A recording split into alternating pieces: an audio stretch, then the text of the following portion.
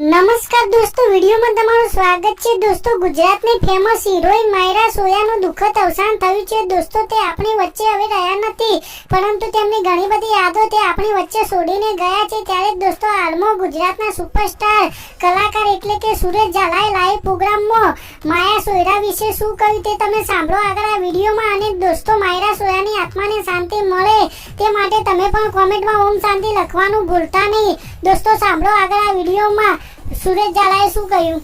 ઓળખ બનાવી માયરા સોયા જો કે દેવલોક પામ્યા છે। ભગવાન એમની આત્માને શાંતિ આલે। અમારા જયેશભાઈ સોઢાના એક્ટર